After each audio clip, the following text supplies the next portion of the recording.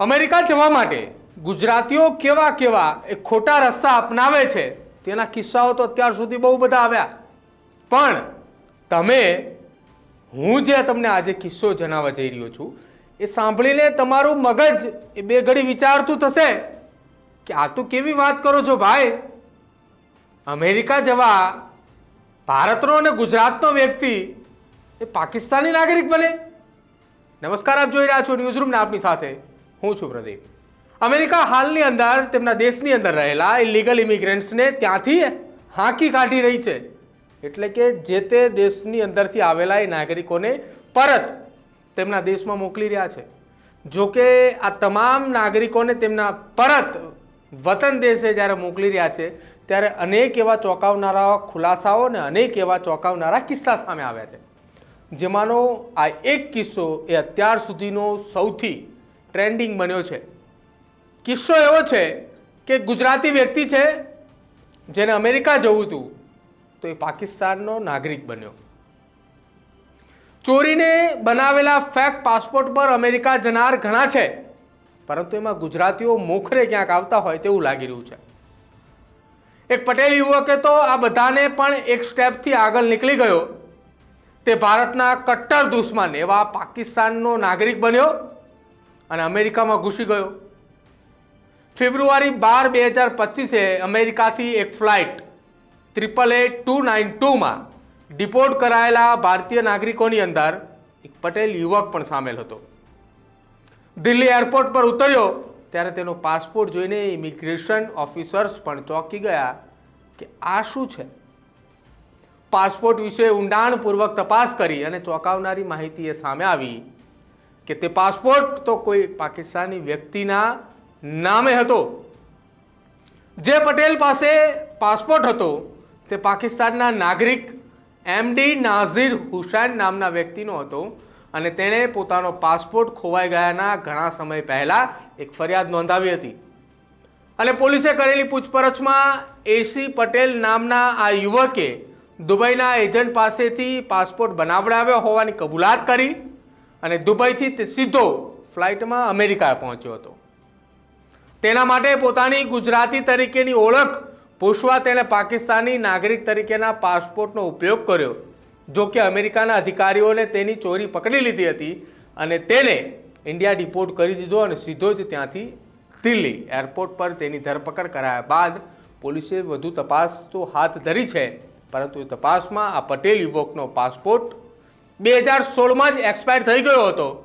તે પછી તેને નવા પાસપોર્ટ માટે અરજી કરવાને બદલે હ્યુમન ટ્રાફિકિંગનું નેટવર્ક ચલાવતા એજન્ટનો સંપર્ક કર્યો હતો, જેમણે તેને પાકિસ્તાનની નાગરિકતા હુસૈનની ઓળખ આપી અને હુસૈનના નામનો પાસપોર્ટ બનાવી આપ્યો અને તે પાસપોર્ટ પર તે દુબઈથી અમેરિકા પહોંચાડવાની ગોઠવણ કરી અને સાથે જ આખી આ ગોઠવણને અનુરૂપ તે અમેરિકા પહોંચ્યો।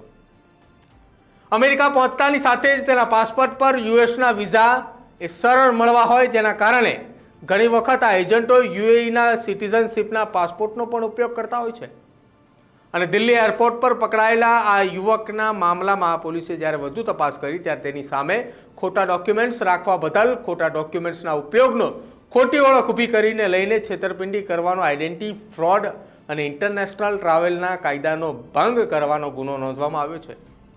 થોડા મહિના અગાઉ અમેરિકાની અંદર જ ગેરકાયદેસર રહેતો જિગ્નેશ સોની નામનો યુવકે નકલી પાસપોર્ટ સાથે લીવર ટ્રાન્સપ્લાન્ટ માટે અમદાવાદ આવ્યો હતો, પરંતુ એરપોર્ટ પર જ તેની ધરપકડ કરી લેવામાં આવી હતી। એવી જ રીતે ફેબ્રુઆરી 2024માં પણ અમદાવાદ એરપોર્ટ પર પોરબંદરના અર્જુન નામના એક યુવકનો નકલી પોર્ટુગીઝ પાસપોર્ટ સાથે તેઓ ઝડપાયો હતો અને અમદાવાદના એક એજન્ટે 8 લાખ રૂપિયામાં આ પાસપોર્ટ તૈયાર કરી આપ્યો હતો। નવેમ્બર 2024માં નકલી પાસપોર્ટ પર અમેરિકા જવાનો પ્રયાસ કરી રહેલા 4 ગુજરાતીઓમાં ગીતાબેન માનસિંહ ચૌધરી, ભારતીબેન જીવનભાઈ ચૌધરી, અંશ ગોવિંદભાઈ ચૌધરી અને તેમના હેન્ડલર રમેશ ભજન ઠાકોરને તાંઝાનિયાથી રિપોર્ટ કરવામાં આવ્યા હતા। આ લોકો ભારતીય પાસપોર્ટ પર તાંઝાનિયા ગયા હતા અને ત્યાંથી નકલી પાસપોર્ટ પર અમેરિકા જવાના હતા। વર્ષ 2019માં જિગ્નેશ પટેલ નામનો 32 વર્ષનો ગુજરાતી યુવક 81 વર્ષના વૃદ્ધ શીખનો વેશ ધારણ કરીને ન્યુયોર્ક જવા નીકળ્યો હતો, પરંતુ દિલ્હી એરપોર્ટ પરથી જ તેને ઝડપી લેવામાં આવ્યો હતો। જો કે હાલમાં ડોનાલ્ડ ટ્રમ્પ અમેરિકામાંથી ઇલીગલ ઇમિગ્રન્ટ્સને હાંકી રહ્યા છે, તેમાં પણ ઇન્ડિયન્સ નંબર 1 પર આવી ગયા હોય તેવી પરિસ્થિતિ છે. જો કે ફેબ્રુઆરી મહિનામાં અમેરિકાથી 3 ફ્લાઇટ ઇલીગલ ઇન્ડિયન્સને લઈને અમૃતસરમાં જે લેન્ડ થઈ હતી, જેમાં 74 ગુજરાતીઓ પણ હતા.